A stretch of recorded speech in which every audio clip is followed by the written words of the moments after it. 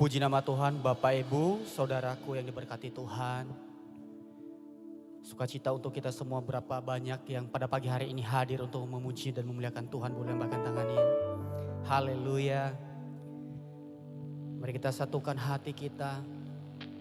Mari kita berdoa kepada Tuhan. Terima kasih Tuhan Yesus, terima kasih. Kami sungguh bersyukur Tuhan buat pagi hari ini. Semua karena anugerah Tuhan, semua karena kebaikan Tuhan. Kami mau bawa hidup kami Tuhan untuk memuliakan nama-Mu, menyembah Engkau. Terima kasih Tuhan Yesus. Kami berdoa mengucap syukur buat segala kasih-Mu. Haleluya. Amin.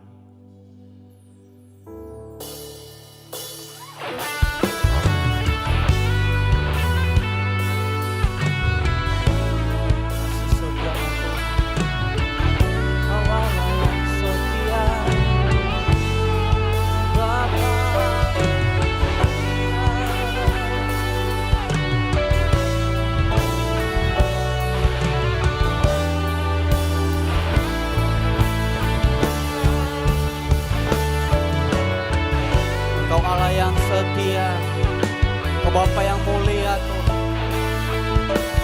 Setia dulu, sekarang dan selama-lamanya. Aku siap untuk menyembah Engkau, memuji nama-Mu Yesus.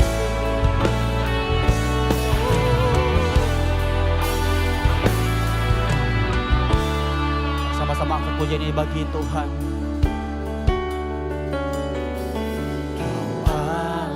Yang setia, Bapa yang mulia, kasih-Mu besar Tuhan. Kau pulihkan hidupku, Kaulah harapanku.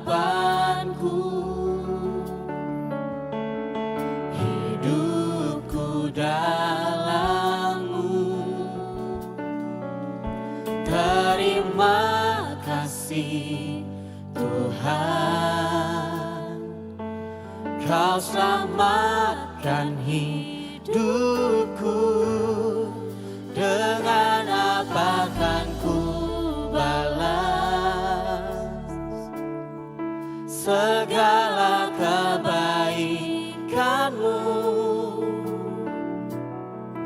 Segenap hatiku menyembah-Mu Yesus. Ku bersyukur padamu selamanya. Kami mau selalu bersyukur kepadamu Tuhan Yesus, selama-lamanya. Haleluya. Engkau Allah kami yang setia, Allah kami yang mulia. Kami siap memuji Engkau Tuhan. Oh, sama-sama di hadapan Tuhan. Allah yang setia, Bapa yang mulia, kasih-Mu besar Tuhan.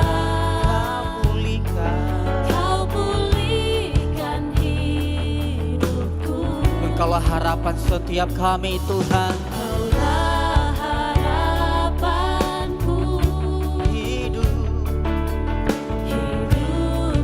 dalam-Mu. Terima kasih Tuhan. Terima kasih Tuhan. Kau selamatkan hidupku, dengan apa kan ku balas segala kebaikan-Mu. Segenap hatiku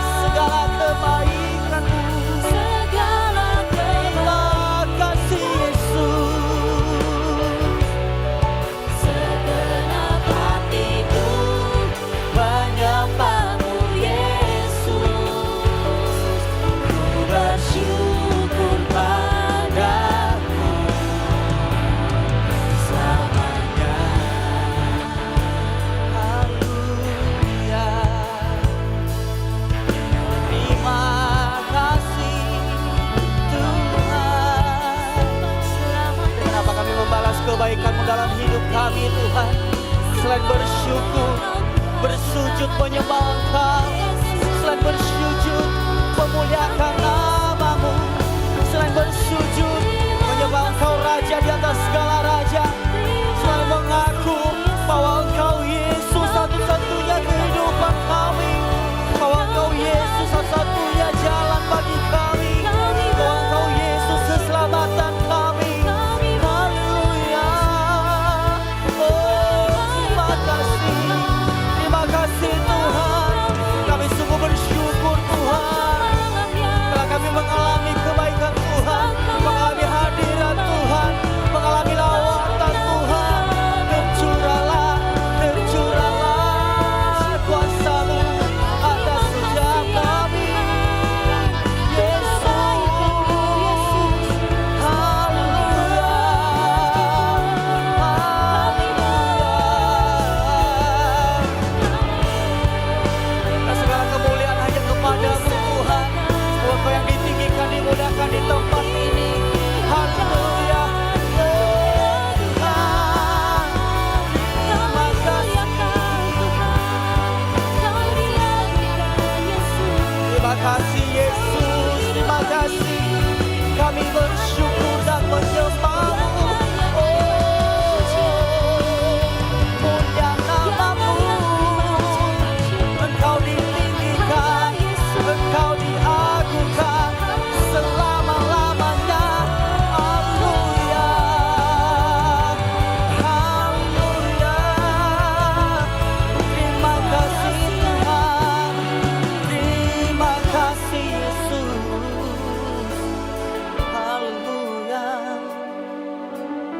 haleluya. Semua karena kebaikan-Mu Tuhan, semua karena anugerah-Mu. Kau yang memberikan kami pertolongan Tuhan. Kami mau selalu bersyukur di hadapan Tuhan. Terima kasih Yesus, terima kasih. Ku mau selalu bersyukur kepada-Mu Tuhan. Anugerah-Mu mempesonaku. Selalu dan selalu Kau angkat hatiku. Kau membuatku berharga di mata. Ku mau selalu bersyukur kepada-Mu Tuhan. Tuhan, ini ucapan syukur kami di hadapan-Mu. Terima kasih Tuhan. Selalu dan selalu Kau angkat hatiku. Kau membuatku berharga di mata. Ku mau selalu bersyukur. Mau selalu. Saya undang jemaat Tuhan untuk bangkit berdiri bersama-sama. Mari kita puji Tuhan lebih lagi. Anugerah-Mu mempesona. Selalu, selalu dan selalu Kau angkat hatiku. Kau membuatku lebih lagi di hadapan Tuhan. Kami mau selalu bersyukur. Bersyukur kepada-Mu Tuhan. Anugerah-Mu Yesus. Selalu, selalu dan selalu Kau angkat hatiku. Kau membuatku berharga. Kami bersyukur Tuhan. Bersyukur kepada-Mu Tuhan. Anugerah-Mu mempesonaku. Selalu, selalu, selalu dan selalu Kau angkat hatiku. Kau membuatku berharga di mata. Selalu, selalu dan selalu Kau angkat hatiku. Kau membuatku berharga di mata. Selalu, selalu dan selalu Kau angkat hatiku, Kau membuatku berharga di matamu. Berikan kemuliaan yang sungguh dahsyat bagi Tuhan Yesus. Haleluya. Terima kasih Tuhan. Kami mau siapkan hati kami lebih lagi untuk memuji Engkau di tempat ini. Yang siap bersorak bagi Tuhan, sama-sama katakan amin. Haleluya. Boleh berikan sorak-sorak yang terbaik bagi Tuhan kita. Salam kanan kirimu katakan selamat hari Minggu.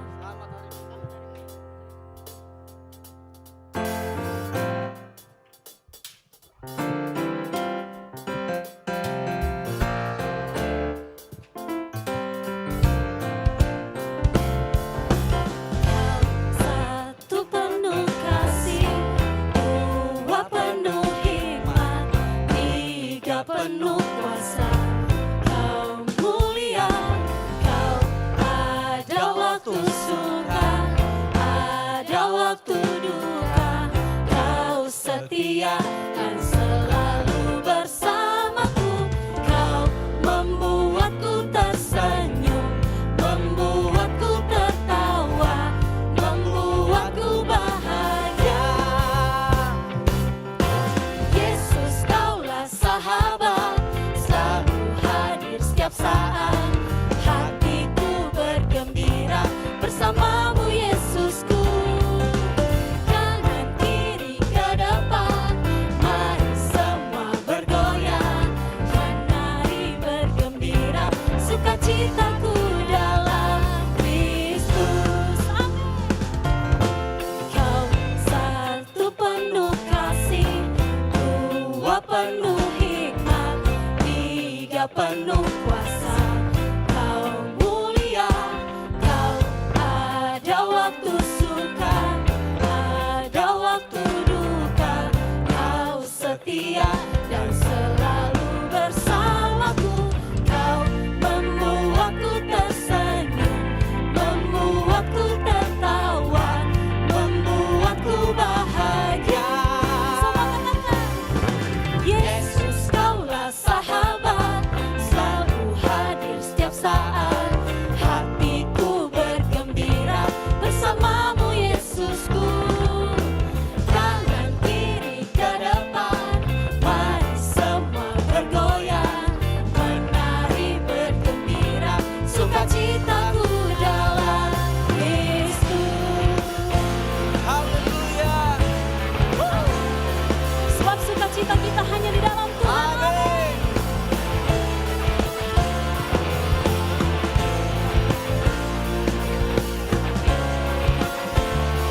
Mari bersama saya kita katakan, Bapak Ibu katakan Yesus. Yesus, Kaulah sahabat, selalu hadir setiap saat. Hatiku bergembira bersamamu Yesus. Mari menari bagi Tuhan yuk. Kanan kiri ke depan, mari semua bergoyang. Menari bergembira, sukacitaku dalam Yesus. Kaulah sahabat, selalu hadir setiap saat. Hatiku bergembira bersamamu Yesusku. Kanan kiri ke depan, mari semua bergoyang. Menari bergembira, sukacitaku dalam Kristus. Sukacitaku dalam Kristus. Sukacitaku dalam Kristus. Haleluya. Sekali lagi berikan sorak-sorai yang terbaik buat Tuhan kita. Mari kita puji Tuhan lebih lagi. Haleluya. Mari sama-sama bertepuk tangan. Woo!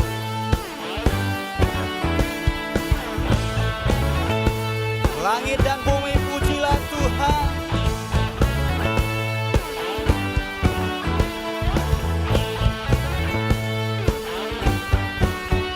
Mari kita sama-sama angkat pujian ini bagi Tuhan.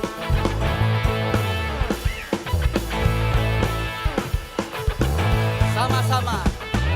Langit dan bumi pujilah Tuhan, sebab Dia ciptakan semuanya. Keagungannya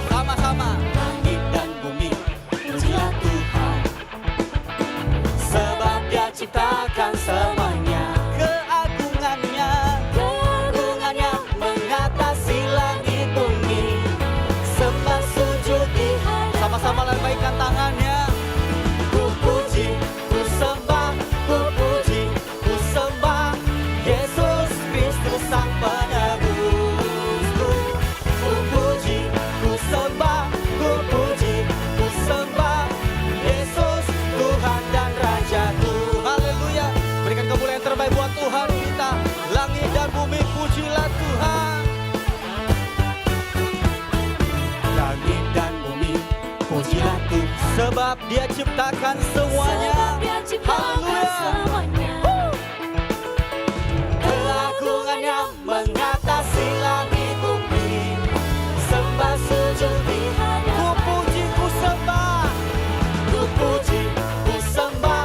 Ku puji, ku sembah. Yesus Kristus Sang Penebusku. Ku puji, ku sembah. Ku puji, ku sembah. Yesus Tuhan dan Raja. Sekali katakan ku puji, ku puji, ku sembah. Ku puji, ku sembah. Yesus Kristus Sang Penebus. Ku puji, Puji, ku sembah, ku puji, ku sembah. Yesus Tuhan dan Rajaku. Haleluya. Berikan kemuliaan buat Tuhan kita. Kami puji Engkau Tuhan selama-lamanya. Mari kita sama-sama angkat pujian ini. Haleluya.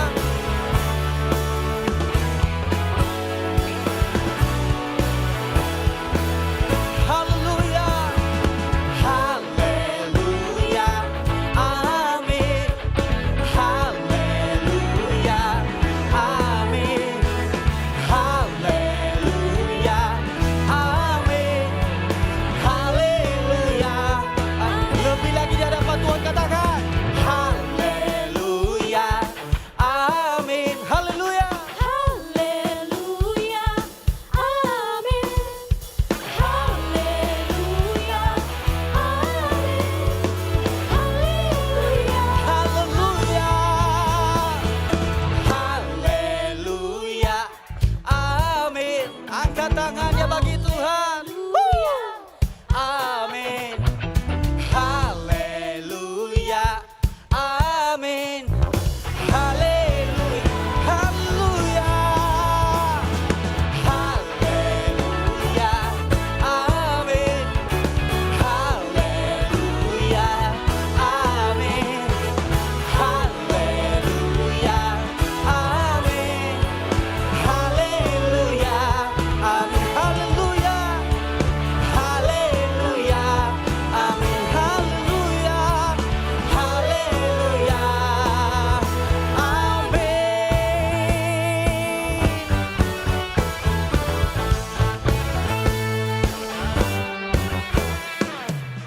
Haleluya. Berikan sorak-sorak yang terbaik buat Tuhan Yesus. Silakan duduk Bapak Ibu Saudara.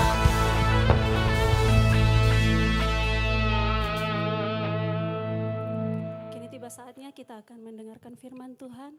Mari kita siapkan hati kita. Sebelumnya mari kita naikkan pujian ini dari Allah.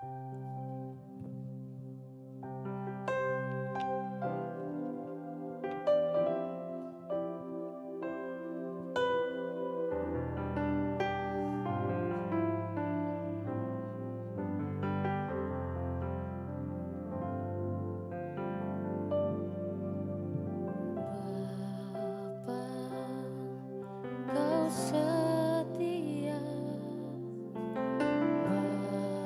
Bapa, Kau mulia. Tenanglah jiwaku, aman bersamamu.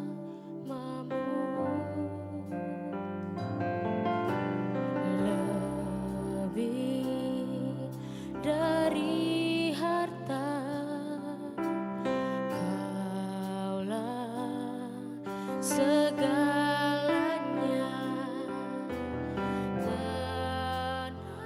Tenanglah jiwaku dalam hadiratmu. Kau tunjukkan kasih setiamu. Kau menyediakan yang ku perlu. Kau setia, Kau mulia. Bapa, Kau setia. Boleh berikan kemuliaan yang terbaik bagi Tuhan kita. Mari kita naikkan pujian ini dari Allah. Katakan. Bapa, Kau setia.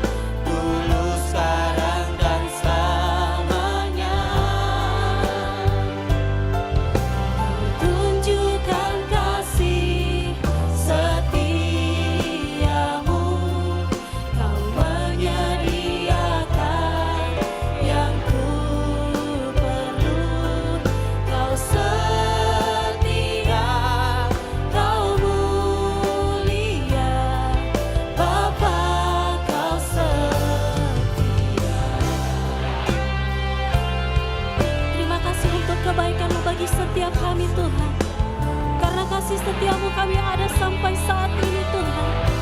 Kami mau mengucap syukur untuk setiap kebaikan-Mu Tuhan. Mari Bapak Ibu yang siap bersorak bagi Tuhan, saya undang semuanya untuk bangkit berdiri. Tunjukkan kasih setiamu, Kau menyediakan yang ku perlu. Kau setia, Kau mulia, dulu, sekarang, dan selamanya. Kau tunjukkan kasih setiamu, Kau menyediakan yang ku perlu. Kau setia, Kau mulia, dulu, sekarang, dan selamanya. Kau tunjukkan kasih setiamu, Kau menyediakan yang ku perlu. Kau setia, Kau mulia, Bapa, Kau setia. Kau setia, Kau mulia, Kau setia, Kau mulia, Kau setia, Kau mulia, Bapa, Kau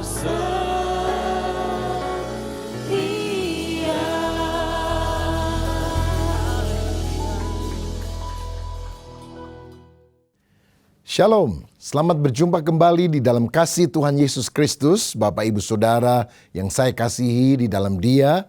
Saya Pendeta Rubin Adi Abraham menyapa Anda supaya saudara juga semuanya mengalami kebaikan Tuhan, berkat Tuhan, dan bertumbuh secara rohani. Baiklah, pada hari ini saya akan menyampaikan firman Tuhan dengan judul Pelajaran Rohani dari Pelantikan Donald Trump. Seperti yang kita ketahui bersama, tanggal 20 Januari 2025 yang lalu telah dilakukan pelantikan Donald Trump sebagai Presiden Amerika Serikat yang ke-47 di Gedung Capitol, Washington DC, Amerika Serikat. Ini adalah masa jabatan yang kedua dari tahun 2025 sampai 2029. Sebelumnya Donald Trump pernah menjabat pada tahun 2017 sampai 2021 sebagai Presiden Amerika yang ke-45 yang kemudian diganti oleh Joe Biden.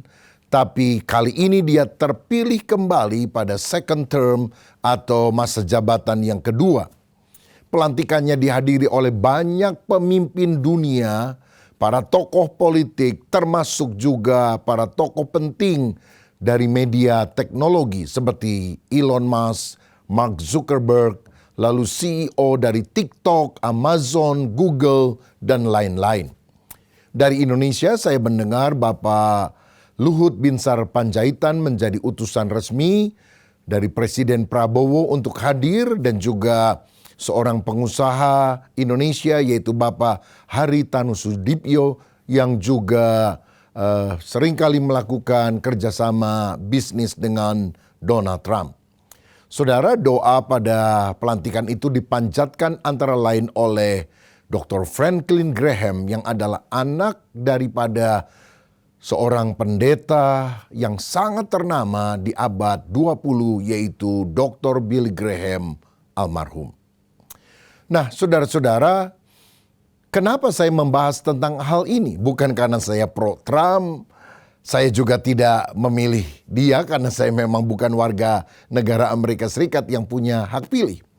Tetapi karena Donald Trump adalah pemimpin Amerika Serikat yang merupakan negara besar dan punya pengaruh luas di dunia, maka dampaknya akan dirasakan oleh seluruh dunia termasuk Indonesia. Dan tentu saja saya tidak akan membahas dari sudut politik, tapi dari sudut rohani. Nah, yang pertama saya melihat pelantikan Donald Trump menunjukkan bahwa Allah berdaulat menetapkan pemimpin. Kalau kita baca dalam Daniel 2 ayat 21 dikatakan dia yang mengubah saat dan waktu. Dia yang memecat raja dan mengangkat raja. Dari ayat ini kita tahu bahwa Allah memiliki kendali penuh atas dunia ini. Dia berdaulat untuk memilih siapa yang diinginkannya untuk menjadi pemimpin suatu bangsa. Maka pelantikan Donald Trump lepas dari kontroversinya, lepas dari pro dan kontranya, harus kita lihat sebagai bagian dari rencana Tuhan yang seringkali melampaui pemahaman manusia. Kalau kita lihat lebih jauh dalam Roma pasal 13 ayat yang pertama, firman Tuhan juga berkata demikian. Tiap-tiap orang harus takluk kepada pemerintah yang di atasnya. Sebab tidak ada pemerintah yang tidak berasal dari Tuhan. Dan pemerintah-pemerintah yang ada ditetapkan oleh Allah. Saudara lihat misalnya di Indonesia. 2 kali Pak Joko Widodo menang atas Pak Prabowo. Pak Prabowo dipecundangi di dalam pemilihan sebagai calon presiden Indonesia. Tetapi selanjutnya sekarang yang menjadi presiden Indonesia adalah Bapak Prabowo Subianto. Bukankah ini semuanya berada di dalam kerangka kedaulatan Allah? Bahkan saya mau katakan Allah bisa memakai seorang raja kafir seperti Kores atau Cyrus dari Persia untuk melaksanakan maksudnya. Dalam Yesaya 45 ayat 1, inilah firmanku kepada orang yang kuurapi, kepada Kores yang tangan kanannya kupegang. Biasanya kalau kita mendengar kata mengurapi itu bicara kepada seorang hamba Tuhan, seorang nabi yang dipakai Tuhan untuk menyampaikan pesan Tuhan. Tetapi Alkitab juga berkata bahwa Kores walaupun dia tidak mengenal Allah, dia adalah umat ciptaan Allah. Dan Tuhan mengurapi dia, artinya Allah memakai Kores untuk melaksanakan tugas ilahi. Apakah dia sadar atau tidak sadar? Tugasnya adalah membebaskan Israel dari perhambaan. Karena bangsa Israel ini kan pernah diangkut dan ditawan di Babilonia selama 70 tahun. Waktu itu yang mengangkutnya adalah atas perintah Nebukadnezar, kerajaan Babel yang kemudian dikalahkan oleh kerajaan Media Persia. Dan di kemudian hari Kores inilah yang menjadi raja dari Persia. Saudara-saudara, jadi Kores membuat sebuah keputusan pada masa pemerintahnya untuk mengembalikan orang-orang Yahudi yang tertawan ke Yerusalem dan untuk membangun kembali bait Allah. Yesaya 45 ayat 13 berkata, akulah yang menggerakkan Kores untuk maksud penyelamatan dan aku akan meratakan segala jalannya. Dialah yang akan membangun kotaku dan yang akan melepaskan orang-orangku yang ada dalam pembuangan tanpa bayaran dan tanpa suap, firman Tuhan semesta alam.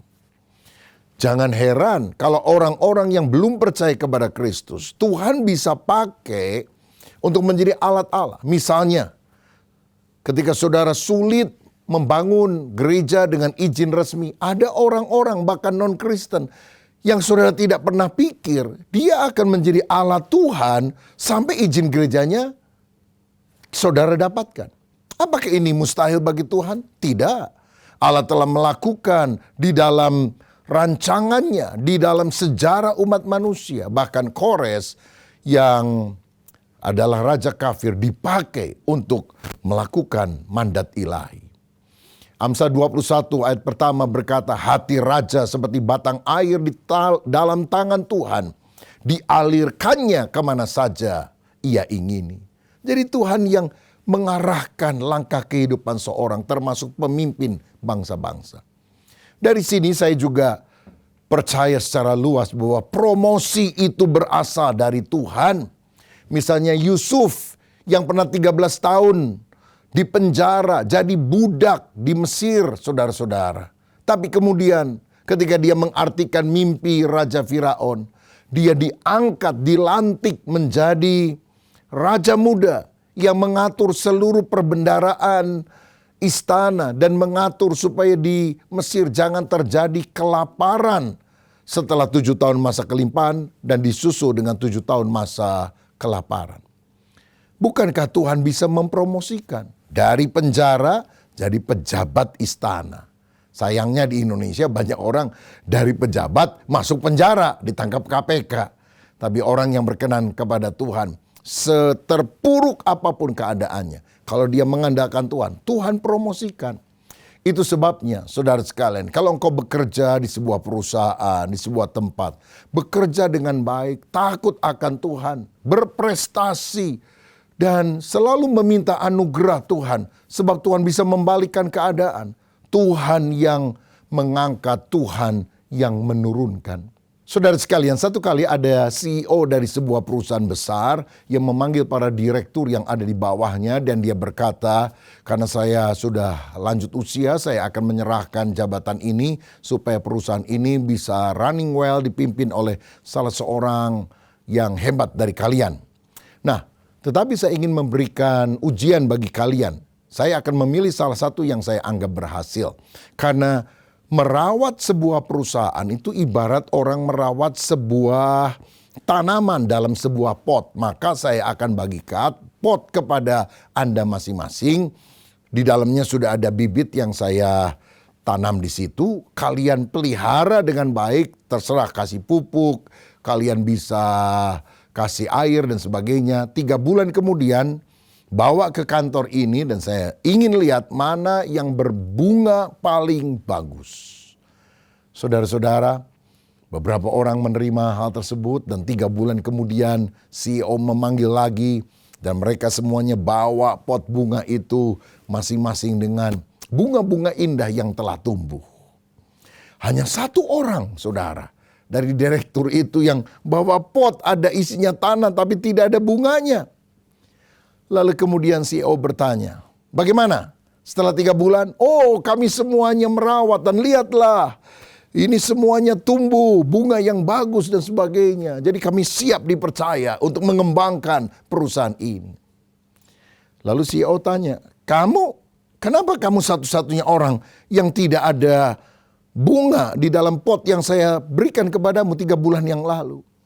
Dengan gemetar dia bilang, maaf bos, saya ini sudah berusaha kasih pupuk, kasih segala macam. Tapi aneh, itu bibitnya nggak bisa tumbuh. Tapi karena saya konsisten dengan hal ini, ya nggak apa-apa. Apa akibatnya saya tetap bawa, karena inilah yang maksimal yang saya bisa lakukan. Mohon maaf bos ya, karena tidak ada bunganya. Semua memandang dengan sikap merendahkan, saudara. Tapi CEO berkata, saya sudah temukan siapa pengganti saya. Dia yang tidak ada bunga di potnya. Semua orang kaget. Kenapa? Karena saya sebetulnya sudah menyiramkan air panas kepada bibit ini dan membuat bibit ini cukup lama terendam di dalamnya dan dia pasti tidak akan bisa tumbuh. Dia mati. Saya juga heran kenapa kamu bisa menumbuhkan bibit ini dan bisa berbunga begitu luar biasa. Saya yakin kamu ganti bibitnya kan? Kamu tidak jujur kan? Semua terdiam, saudara. Karena memang mereka melakukan hal itu. Kecuali 1 orang tadi yang dengan jujur apapun yang terjadi dia tetap melakukannya secara berintegritas. Dari sini kita melihat kalau kita hidup jujur, punya integritas, berprestasi, tekun, setia, promosi itu berasal dari Tuhan. Yang kedua, saya melihat tentang percobaan pembunuhan Donald Trump. Ini mengajarkan kita bahwa Allah pemelihara umatnya. Pada saat berkampanye untuk menjadi presiden Amerika Serikat, Donald Trump lolos setidaknya 2 kali dari percobaan pembunuhan. Yang pertama tanggal 13 Juli tahun 2024 di Pennsylvania ketika seorang muda bernama Thomas Matthew Crooks menembak dia dan hampir kena. Untungnya pada saat itu Donald Trump sedang menoleh melihat big screen yang ada di belakangnya dan tembakan itu hanya kena ke telinganya, tapi ada orang yang meninggal karena dia berada di belakang daripada Donald Trump dan ada beberapa yang luka. Yang kedua, tanggal 15 September tahun 2024 di West Palm Beach, Florida, seorang ditangkap karena menunggu hingga 12 jam untuk mengamat-amati dan menyerang Trump, tetapi senjatanya belum sempat ditembakkan ketika dia sudah ditangkap oleh polisi. Luputnya Donald Trump hingga dia dilantik menjadi presiden Amerika mengingatkan kita bahwa Allah itu memelihara dan melindungi mereka yang dipanggil untuk menjalankan rencana atau tujuannya. Kenapa Donald Trump nggak mati? Masih ada tugas yang harus dia kerjakan. Tugasnya adalah menjadi presiden Amerika Serikat. Saudara-saudara, di Alkitab kita juga melihat contoh ada seorang yang bernama Daud yang berkali-kali mau dibunuh oleh Saul. Saul pernah melemparkan lembingnya tapi tidak kena. Saul pernah mengejar dari satu gunung ke gunung yang lain. Tetapi Daud tidak tertangkap. Bahkan di kemudian hari Daud berkata dalam Mazmur 91 ayat yang ke-7 tentang perlindungan Tuhan. 1.000 orang akan rebah di sisimu dan 10.000 di sebelah kananmu. Tetapi itu tidak akan menimpamu. Oh saudara, kalau belum waktunya Tuhan, selembar rambut tidak akan jatuh di atas kepala kita. Tuhan pelihara kita karena Dia Allah, gunung batu pelindung umatnya. Makanya Yesus mengajari kita doa Bapa kami yang salah satu kalimatnya berkata, janganlah membawa kami ke dalam pencobaan, tetapi lepaskanlah kami daripada yang jahat. Itu sebabnya kita perlu berdoa kepada Tuhan agar Tuhan memberikan perlindungan kepada kita semuanya. Sebelum saudara pergi ke satu tempat, baik sekali saudara berdoa di dalam hati agar perlindungan Tuhan juga atas kita.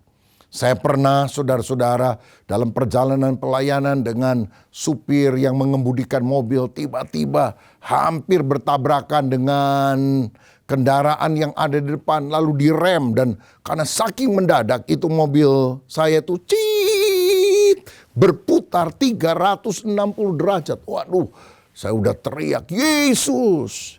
Tapi balik kembali ke posisi semula dan tancap gas lagi. Melaju seperti biasa, seperti tidak ada apa-apa. Saya percaya ada malaikat Tuhan yang Dia kirim untuk menjaga agar kita selamat. Saya pernah naik pesawat, bukan hanya turbulence, tapi pernah anjlok. Wut! Semua penumpang teriak, saudara-saudara. Di tengah cuaca yang tidak bersahabat. Aduh, jantung hampir copot rasanya. Karena situasi itu. Dan beberapa bulan saya kalau naik pesawat, masih ada kekhawatiran sepertinya, aduh jangan sampai anjlok lagi nih. Tapi Tuhan luputkan. Dan sekarang kalau saya naik pesawat, sudah bisa tidur nyenyak lagi saudara-saudara. Saya pernah pelayanan di Ambon dan kemudian saya harus naik speedboat ke Pulau Seram. Nah biasanya orang pergi ke sana itu pagi. Nah karena saya masih ada seminar sampai siang, jadi selepas siang itu mungkin jam 3 sore baru menyewa speedboat untuk pergi ke Seram. Dan orang yang mengemudikan sudah bilang, waduh kenapa terlambat sekali waktunya. Karena kita di Seram itu jam 7 malam kira-kira ada KKR di lapangan saudara. Dan benar pada waktu kita naik speedboat itu, ombak begitu besar, mungkin 6 meter saudara. Waduh, saya rasa kecil sekali karena speedboat itu harus dia ketika ada gelombang datang, dia harus berada di atas supaya bisa turun dengan ombak tersebut agar tidak dihantam oleh ombak. Dan dalam situasi demikian itu speedboat sempat miring saudara, miring ke kanan, miring ke kiri, lalu motornya mati satu. Aduh, semua orang di speedboat itu teriak saudara-saudara. Dan saya tanya kepada satu orang Ambon yang mendampingi saya, apa biasanya begini? Nggak pernah Pak. Yang saya alami juga nggak pernah seperti ini. Waduh, saya jadi gemetar juga. Lalu saya doa Tuhan, saya mengingatkan Tuhan. Masih ada beberapa nubuatan, janji Tuhan yang pernah Engkau sampaikan melalui hamba-hambamu yang belum tergenapi dalam hidupku. Tolong Tuhan berikan aku waktu untuk bisa melakukan kehendak Tuhan. Dan puji Tuhan. Tuhan melindungi, selamat sehingga saya bisa KKR malam hari itu. Dan banyak orang diselamatkan percaya kepada Yesus. Saudara, kenapa kita masih hidup sampai hari ini? Masih ada tugas untuk kita. Tugas bagi keluarga, mungkin tugas bagi kantor, tempat perusahaan kita, bagi gereja kita, bagi lingkungan di sekitar kita. Seorang jemaat di Bandung juga pada waktu COVID yang lalu mengalami infeksi COVID-19 itu, saudara. Sampai dia harus dirawat di rumah sakit. Dan saudara tahu, pakai ventilator itu sampai 29 hari. Saya kadang mendengar orang yang baru 2-3 hari pakai ventilator udah nggak kuat, meninggal, saudara. Saudara pakai masker aja, ya. 24 jam, aduh rasanya udah nggak enak. Kita mau ganti, anjurannya kan 8 jam, ganti dengan yang baru. Ini ventilator 29 hari nggak ganti-ganti, nggak bisa dicopot. Tapi bertahan hidup sampai sekarang. Dan saya bilang, kenapa Tuhan memberikan nyawa kedua, nyawa sambungan? Karena hidupmu mulai hari ini harus dipersembahkan untuk melayani Tuhan. Dan sekarang dia melayani Tuhan dengan apa yang dia bisa lakukan. Bukan jadi pendeta, tapi menjadi seorang jemaat yang aktif di dalam pelayanan. Saudara, kalau kita dilindungi oleh Tuhan dari segala mara bahaya, ingat, bukan karena kita hebat, Tuhan masih berkemurahan kepada kita. Masih ada tugas yang harus kita kerjakan. Ayo kita fokus untuk melayani Tuhan. Seperti juga Trump yang luput dari kematian karena ada penugasan ilahi menjadi presiden Amerika Serikat. Yang ketiga adalah kebijakan Trump. Menunjukkan bahwa Allah punya kehendak untuk ditaati. Donald Trump seringkali dianggap sebagai pemimpin yang berani menyuarakan pandangan kontroversial meskipun menghadapi kritik yang tajam. Beberapa kebijakan Trump dianggap sejalan dengan nilai-nilai Alkitab dan berdampak global. Nah, saudara, kebijakan atau keputusan kita juga harus selaras dengan kehendak Allah. Kita perlu berdiri teguh dan memegang prinsip firman, bahkan di tengah tekanan orang-orang yang tidak menyetujuinya. Ada 3 kebijakan yang secara ringkas saya mau share kepada saudara. Yang pertama, Trump mengeluarkan kebijakan mengakui hanya 2 gender saja, yaitu pria dan wanita. Nah, Alkitab menegaskan bahwa Allah menciptakan memang 2 gender itu, laki-laki dan perempuan. Karena Kejadian 1:27 berkata, maka Allah menciptakan manusia itu menurut gambarnya, menurut gambar Allah diciptakannya dia, laki-laki dan perempuan diciptakannya mereka. Jadi Adam dan Hawa, bukan Adam dan Hendra. Adam and Eve, not Adam and Steve. Identitas gender ini terkait erat dengan tujuan dan peran dalam rencana Allah. Beranak cuculah, bertambah banyak, penuhilah bumi. Kalau laki kawin sama laki, perempuan kawin sama perempuan, nggak bisa punya anak. Maka spesies manusia ini akan lenyap di atas muka bumi. Punah, saudara. Makanya pernikahan itu perlu laki dan perempuan supaya bisa beranak cucu bertambah banyak.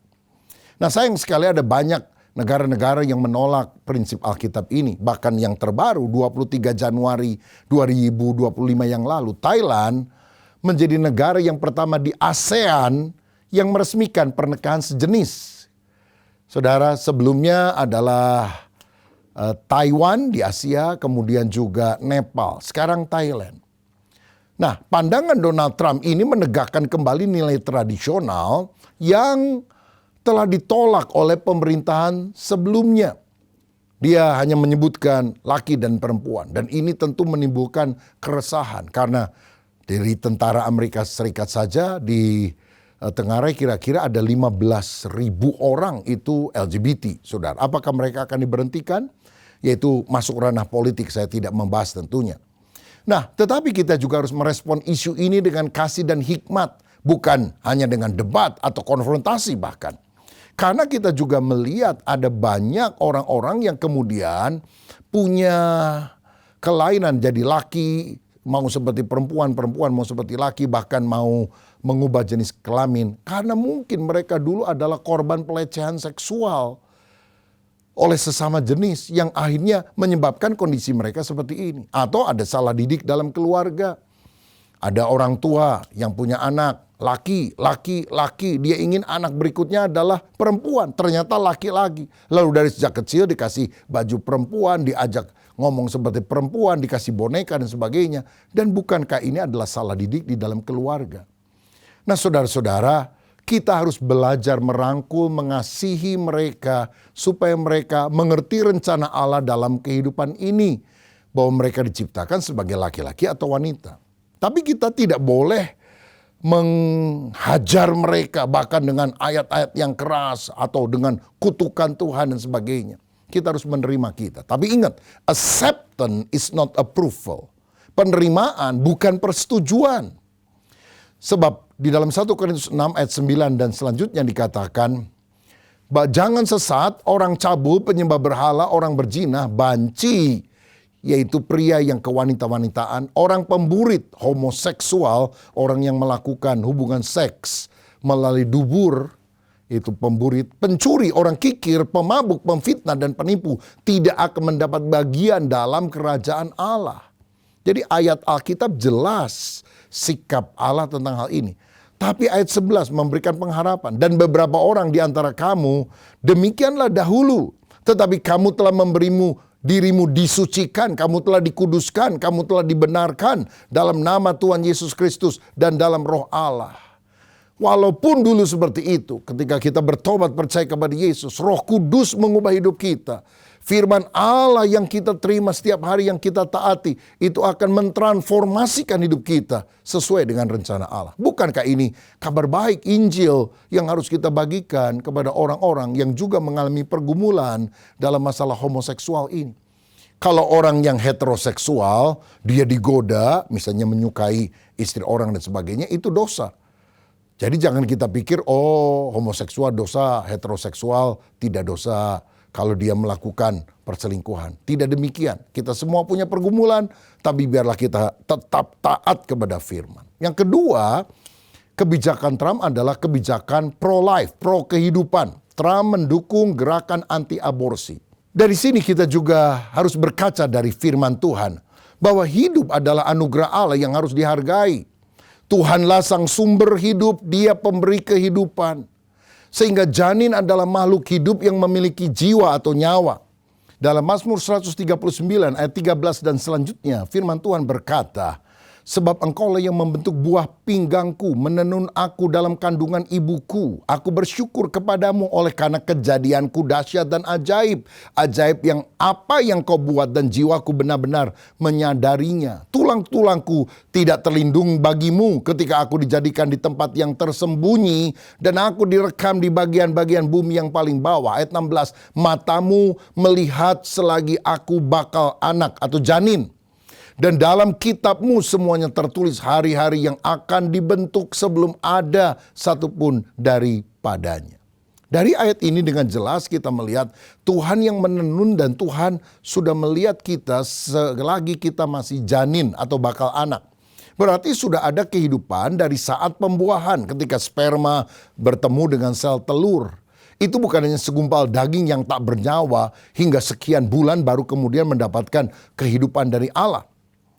Sehingga dengan demikian aborsi adalah pembunuhan karena memutuskan hidup janin yang belum lahir. Tita Allah berkata, jangan membunuh. Ibu Teresa pernah berkata, tempat yang paling tidak aman di bumi sekarang ini adalah dalam janin seorang wanita yang tidak takut akan Allah. Sebab kalau kita berperang dengan negara yang lain, kita bisa lari, kita bisa melawan. Tapi kalau janin mau digugurkan dengan macam-macam cara, bagaimana dia bisa mempertahankan diri? Betapa kita harus menghargai kehidupan seorang mulai dari dalam kandungan. Kita juga harus mendukung ibu hamil di dalam pergumulannya. Saya ingat ketika anak saya yang pertama Jessica sedang hamil dan dalam proses itu dia pergi ke dokter, semuanya bagus, tapi pada bulan kesekian dokter kandungan berkata, kok saya melihat di bagian atas kepalanya itu dari janin ini seperti ada bintik hitam. Diperiksa lagi lebih teliti, benar. Dan kemudian dia bilang ini bisa ada kelainan. Mungkin nanti dia bisa semacam idiot dan sebagainya. Ini mengejutkan. Dan dia berkata, bagaimana dok sebaiknya? Ya bagusnya dikoret saja. Karena janinnya kelihatannya tidak sehat. Wah, dia mengalami pergumulan, suaminya bergumul, keduanya menangis di bawah kaki Tuhan. Waktu dia cerita saya juga dan istri bergumul di dalam doa. Tapi setelah beberapa minggu mendengar hal itu, saya undang mereka dari rumahnya untuk pergi ke rumah kami makan bersama, dan saya kemudian tanya, Jessica, gimana keputusan kamu? Dan dia bilang, saya percaya apa yang Tuhan beri adalah yang terbaik. Masa Tuhan kasih saya buang? Saya tetap akan mengandung dan melahirkan anak ini. Saya hanya ingin didoakan supaya kalaupun anak yang saya lahirkan ini ada kelainan, saya tetap kuat untuk merawat dia seumur hidupnya. Saudara-saudara, dengan adanya tekad tersebut, kami berdoa bersama-sama. Setelah itu, hati kami menjadi lebih tenang. Kami percaya Tuhan bisa menolong. Seandainya tidak, kami tetap akan setia kepadamu. Ketika dilahirkan, sehat sampai hari ini, pinter luar biasa, saudara. Umur 2 tahun bisa menyebutkan nama presiden-presiden, nama gunung-gunung yang ada di dunia. Bahkan dia bisa baca abjad usia 2 tahun. Dari A sampai Z, lalu mundur dari Z sampai A. Bayangkan, saya juga susah untuk mengikuti apa yang dia bisa kerjakan itu. Dan sampai hari ini dia menjadi anak yang cerdas. Oh, kalau kami menggugurkan betapa kehidupan seorang yang penuh dengan kasih karunia Tuhan tidak akan ada di atas muka bumi ini. Saudara, ini kebijakan yang selaras firman. Dan kita juga sebagai orang Kristen harus pro kepada kehidupan dan tidak menerima aborsi. Yang terakhir, yang ketiga, kebijakan yang mendukung Israel. Kita tahu Trump mendukung negara Israel, bahkan mengakui Yerusalem sebagai ibu kota Israel. Dan pada tahun 2018, term pertama dari pemerintahnya, dia telah memindahkan kedutaan besar Amerika bukan lagi di Tel Aviv tetapi ke Yerusalem sebagai pengakuan Yerusalem adalah ibu kota Israel. Ini terkait dengan firman Tuhan dalam Kejadian 12 ayat 3 yang berkata, aku akan memberkati orang-orang yang memberkati engkau dan mengutuk orang-orang yang mengutuk engkau. Menurut catatan Alkitab, tanah Kanaan atau sekarang disebut Israel adalah tanah perjanjian yang diberikan kepada keturunan Abraham melalui Ishak, Yakub, dan 12 suku Israel yang kemudian dikenal sebagai orang Yahudi. Bahkan dalam Keluaran 17 ayat yang ke-8, Alkitab berkata demikian, seluruh tanah Kanaan akan kuberikan menjadi milikmu untuk selama-lamanya. Itu janji Tuhan, saudara. Memang orang Israel pernah terusir karena dosa mereka, terserak ke bangsa-bangsa, lalu tempatnya diduduki oleh bangsa Arab, bangsa yang lain. Tetapi janji Allah tetap bahwa tanah ini adalah tanah yang diberikan kepada umat Israel. Bahkan dalam Kejadian 15 ayat 18 dikatakan, kepada keturunanmu lah kuberikan negeri ini mulai dari sungai Mesir sampai ke sungai besar itu, sungai Efrat. Jadi ini yang sekarang disebut sebagai Greater Israel. Bahwa teritorial Israel itu mestinya dari tanah Mesir, sungai Nil, sampai ke sungai Efrat yang ada di Irak. Itu besar, saudara-saudara. Saya percaya tidak akan terjadi pada masa pemerintahan Benyamin Netanyahu. Tapi nanti ketika Mesias datang untuk kali kedua ke dunia, Yesus memerintah dalam kerajaan 1000 tahun, nubuatan ini akan tergenapi. Nah, penting sekali untuk kita menyadari sebagai umat Kristen yang kita dukung bukan peperangan atau kekerasan yang bahkan dilakukan oleh orang Israel. Karena Tuhan sendiri ngomong dalam Keluaran 32 ayat 9 bahwa Israel itu bangsa yang tegar tengkuk, keras kepala. Dan saudara harus tahu sampai hari ini orang Israel itu bukan orang Kristen. Agamanya Yudaisme. Mereka adalah orang yang menentang kekristenan, menentang Kristus. Bahkan saudara tahu, bangsa apa yang menyerahkan Yesus untuk disalibkan? Bangsa Yahudi bukan? Tapi Alkitab sendiri mengatakan, misalnya dalam Mazmur 122 ayat yang ke-6, berdoalah untuk kesejahteraan Yerusalem. Biarlah orang-orang yang mencintaimu mendapat sentosa. Jadi kita perlu berdoa untuk kesejahteraan Yerusalem. Dan orang yang berdoa dan mengupayakan kesejahteraan Yerusalem, Tuhan sendiri bilang akan mendapatkan sentosa, damai sejahtera dalam hidupnya. Nah, pada tahun 2020 ketika Donald Trump menjabat sebagai presiden untuk term yang pertama, ada sebuah perjanjian damai yang disebut sebagai Abraham Accords, yaitu deklarasi perdamaian antara Israel dan negara Arab, Uni Emirat Arab dan Bahrain. Negosiatornya adalah Jared Kushner yang adalah menantu Donald Trump yang berdarah Yahudi. Saudara-saudara, jadi Israel dan Arab yang selama ini bertengkar mengadakan perjanjian damai. Dan ini juga ingin dilakukan dengan negara Arab Saudi dan negara-negara yang lain. Dasarnya adalah Abraham atau Ibrahim itu kan bapak bagi orang Yahudi, bagi orang Kristen, bagi orang Islam, bagi orang Yahudi juga bagi orang Arab. Maka ayo kita berdamai. Nah saudara-saudara, tentu upaya ini akan dilanjutkan pada pemerintahan Donald Trump bagian kedua ini. Tetapi di dalam Alkitab kita perlu tahu ada perjanjian Allah kepada Abraham. Kalau tadi kan Israel dengan negara-negara Arab. Kalau ini adalah Abraham Covenant. Perjanjian Allah dengan Abraham. Dalam Kejadian 12 ayat yang ketiga B, firman Tuhan berkata demikian. Dan olehmu semua kaum di muka bumi akan mendapat berkat. Perjanjian ini mengandung janji universal bahwa melalui keturunan Abraham semua bangsa akan diberkati. Keturunan Abraham yang dimaksud ini menurut Galatia 3 ayat 16 digenapi oleh satu orang, yaitu Yesus Kristus. Karena dicatat bukan keturunan-keturunan Abraham, tapi keturunan Abraham. Bukan plural, tapi singular. Dan dari garis keturunan Abraham muncul Yesus Kristus yang adalah jalan keselamatan bagi semua manusia.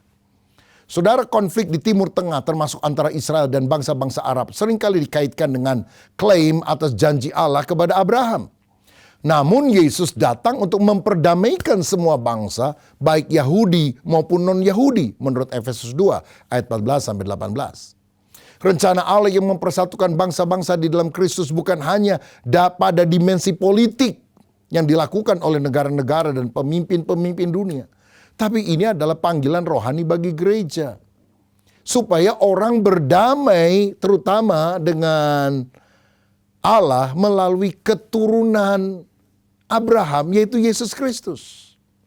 Matius 5 ayat 9 berkata, berbahagialah orang yang membawa damai karena mereka akan disebut anak-anak Allah. Perdamaian sejati tidak dapat dicapai hanya melalui kebijakan politik. Tetapi melalui transformasi hati manusia yang didamaikan dengan Allah melalui Kristus Yesus. Makanya gereja dipanggil untuk menjadi agen perdamaian, membawa kabar pendamaian yaitu Injil.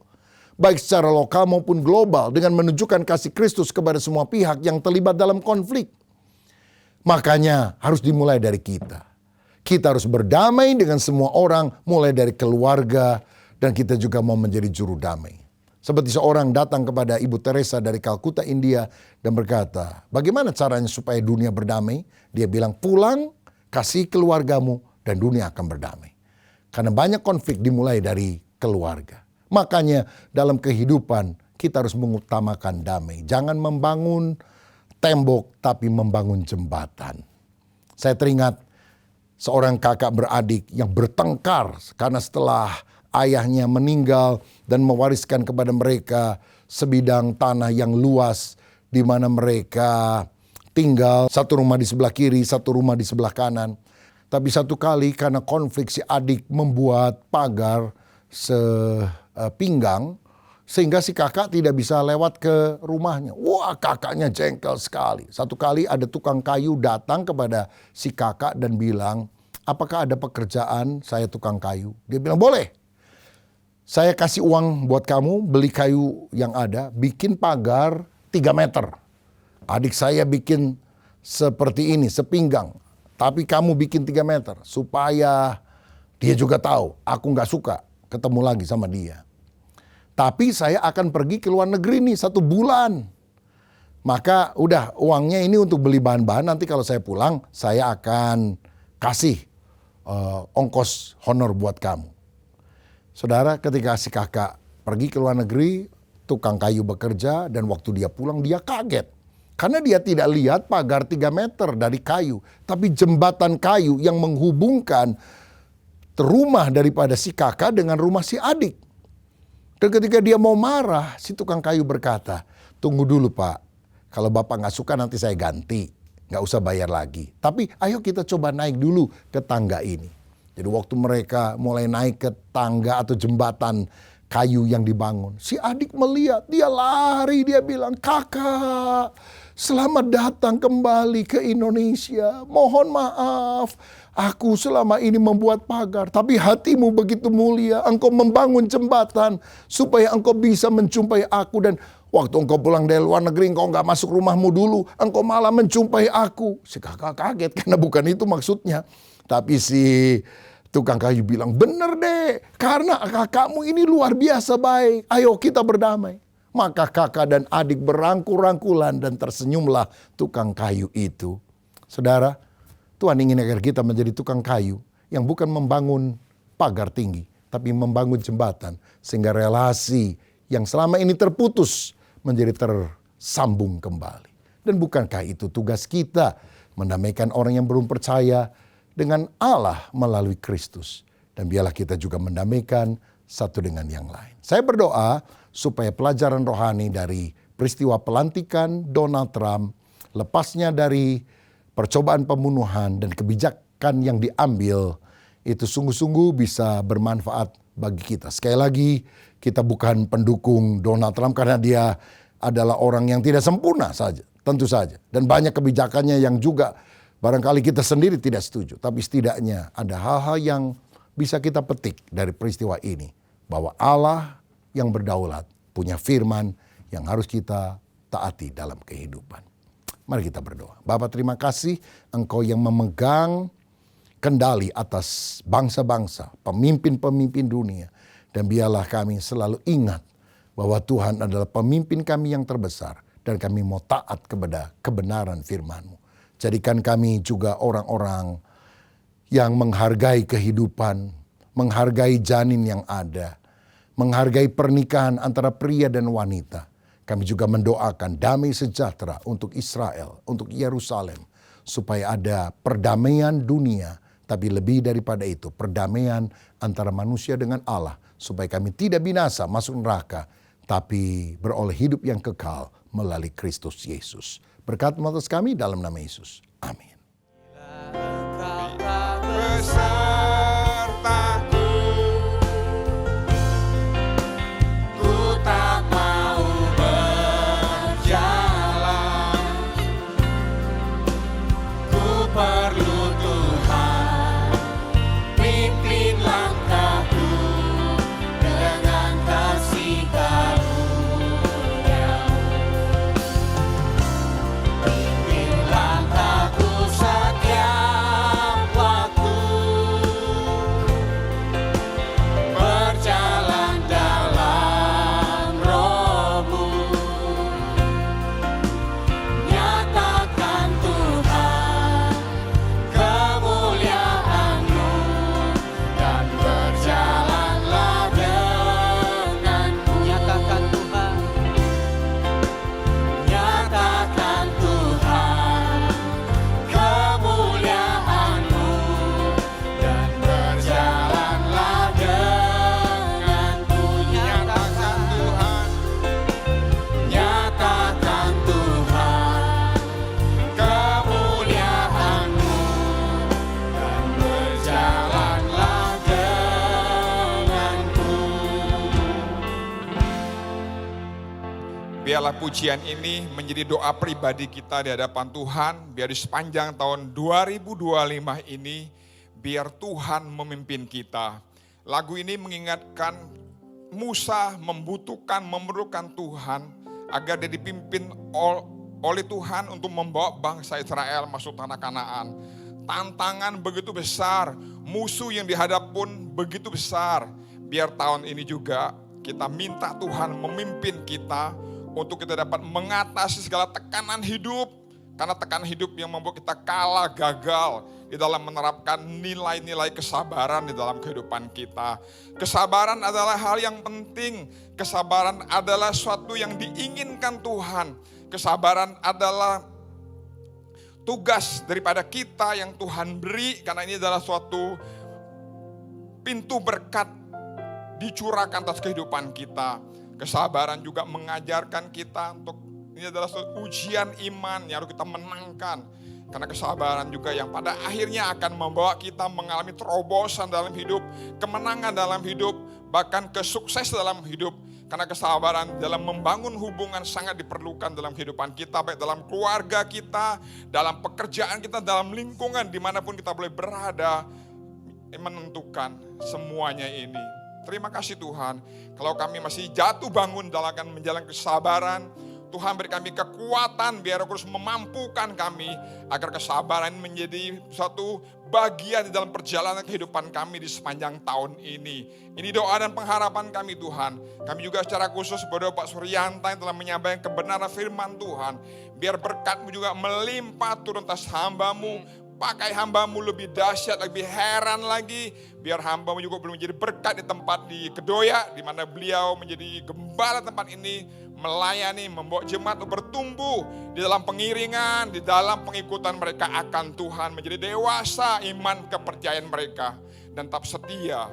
Terima kasih Bapak, berkat-Mu juga atas Pak Julius Ishak, biar di masa tuanya Tuhan beri kekuatan, kesehatan, agar beliau juga Tuhan pakai untuk menjadi saluran berkat bagi banyak orang.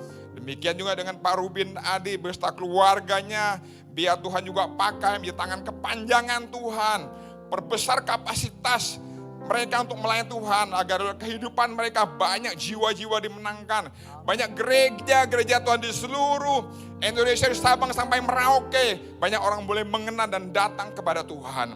Berkat-Mu juga atas Pak Swito dengan segala kesibukannya juga Tuhan pakai hamba-Mu untuk menjadi berkat mewakili gereja satelit di Kelapa Gading. Terima kasih Bapak. Kasih karunia Tuhan juga turun atas bangsa dan negara kami. Biar pemimpin bangsa ini diberi kemampuan oleh Tuhan mengatasi masalah bangsa yang begitu kompleks, yang begitu berat. Memasuki tahun 2025 ini Tuhan. Terima kasih Bapak, terpuji nama-Mu. Lalu sebentar kami mau pulang, biar berkat-Mu dicurahkan lewat doa hamba-Mu.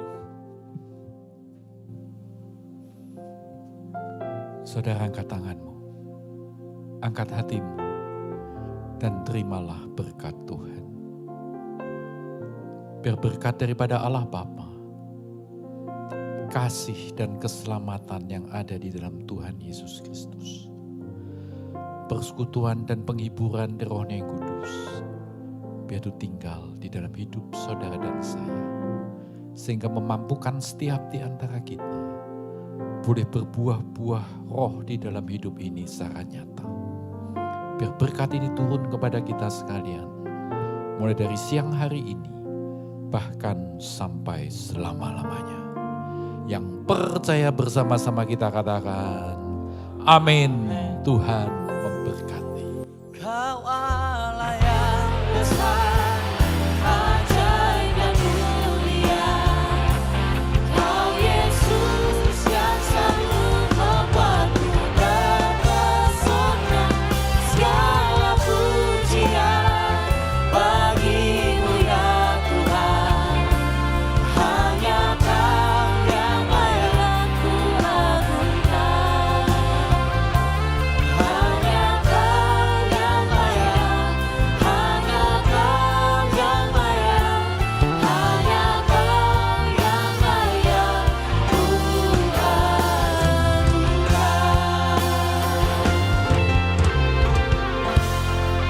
Selamat hari Minggu Bapak Ibu, Tuhan Yesus memberkati.